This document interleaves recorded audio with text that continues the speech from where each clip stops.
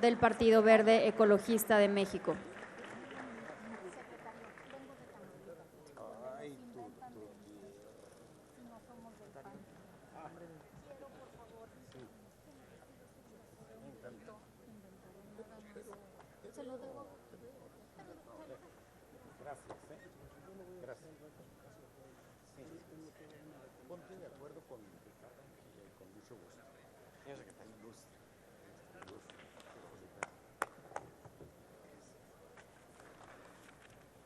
Gracias, presidenta.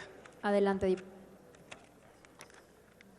Hasta hace algunos pocos meses hubiera sido imposible siquiera imaginar la posibilidad de que el secretario de Seguridad Pública, junto con el secretario de la Defensa Nacional, el almirante secretario, el consejero jurídico, el director general de la Unidad de Inteligencia Financiera, vinieran a una comparecencia a escuchar a los diputados de todos los grupos parlamentarios y a solidarizarse con la estrategia que el presidente de la República presenta. Ese simple hecho hay que reconocerlo y hay que agradecerlo. Sean ustedes bienvenidos, señor secretario.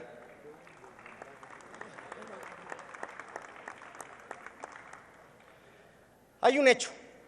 Desde el año 2006, pasando por ese sexenio del 2012 al 2018, los gobiernos mexicanos decidieron emprender una estrategia de seguridad pública que tenía como rostro principal el enfrentamiento cara a cara con el crimen organizado. Es un hecho y nadie nos podemos engañar que esa estrategia no funcionó. Entendíamos que era uno de los modelos que estaban presentados y ese continuismo de 12 años simplemente incrementó el número de muertos y la inseguridad en casi todas las entidades federativas de este país. Hoy por hoy, por lo menos 30 de las 32 entidades federativas tienen problemas graves de inseguridad pública. Dígase por falta de coordinación, falta de equipamiento, falta de voluntad, pero las tenemos y vivimos con ellas. Este ejercicio de transparencia iniciado el lunes pasado por parte de la Secretaría de Seguridad Pública al explicarle a la Junta de Coordinación Política cómo había sido el operativo de Sinaloa, jamás había pasado en México. Tal vez en alguna ocasión en las comisiones binacionales.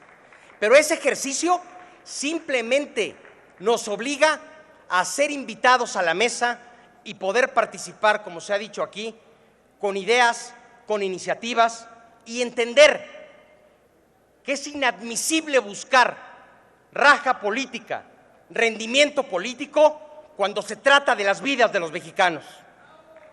Tendría que ser ilegal, tendría que ser condenable pensar que podemos burlarnos de una estrategia si no tenemos siquiera el profesionalismo de presentar ideas o mecanismos innovadores para darle la cara a lo que más soslaya a la sociedad mexicana, la inseguridad.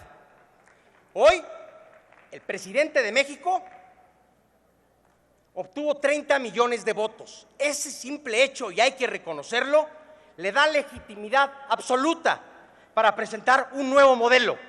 Un modelo que busca no encarar, un modelo que entiende también que el uso de la fuerza pública, por supuesto que es un derecho de las autoridades que combaten al crimen organizado, pero también con la misma fuerza, con la misma inercia, con el mismo recurso, la reconstrucción del tejido social, que tiene que ver con un simple hecho, volver a convivir.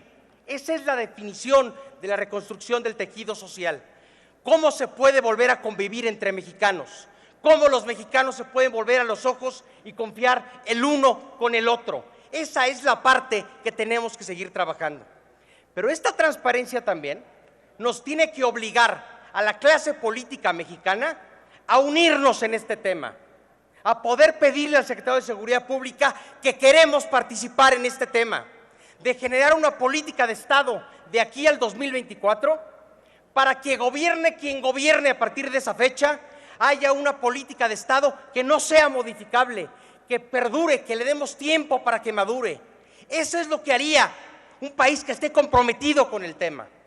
Señor secretario, señores secretarios, cuenten con nosotros para apoyar la estrategia del señor presidente, con recursos, con iniciativas, con disciplina Y entender también que esta nueva realidad, este nuevo modelo, también nos lleva a entender que no podemos nunca más darle más valor a aprender a un criminal independientemente de su dimensión en contra de la vida de inocentes. Eso se tiene que detener en este país. Vivamos para pelear otro día en contra de ese delincuente, pero salvemos la vida de los inocentes. Porque como se dijo aquí, ese padre de familia que ha perdido un hijo, qué triste y lamentable, pero pensemos en aquellas vidas en Sinaloa que se salvaron por no irnos a una batalla que hubiera generado una masacre con este grupo paramilitar que buscaba retar al Estado mexicano. Hay que entenderlo y hay que reconocerlo. Es ante eso, señor secretario, que le quiero hacer una propuesta y una invitación. Requerimos de más Fuerzas Armadas, requerimos de más marinos que participen en esta enorme tarea, por supuesto en el reconocimiento, pero invitarlos, convocarlos y que seamos todos para que más mexicanos se integren a la escuela militar y a la escuela naval. Porque hoy ya con la Guardia Nacional, con su mando civil, podemos formar con esa disciplina militar y naval a mexicanos que nos ayuden en esta tarea. ¿Y por qué no pensar en mediano plazo?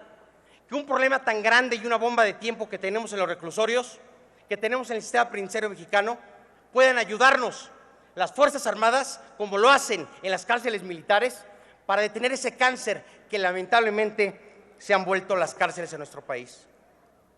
Diputado, su tiempo ha concluido. Concluyo, Presidenta. Es por eso que le hago dos preguntas, señor secretario. En torno a la ley reglamentaria del 22 constitucional, que deforma la ley de extinción de dominio, que concatena el nuevo modelo de policía puesto en marcha, nos gustaría saber cómo hemos avanzado en el tema de extinción de dominio, cómo se ha venido aplicando y cuál ha sido el combate a organizaciones criminales como entidades económicas.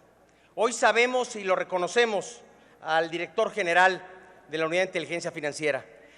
Por primera vez en la historia de México hay más de 800 millones de pesos congelados a las organizaciones criminales. Y es solo el inicio. Hay que seguir con esa tarea. Gracias, secretario.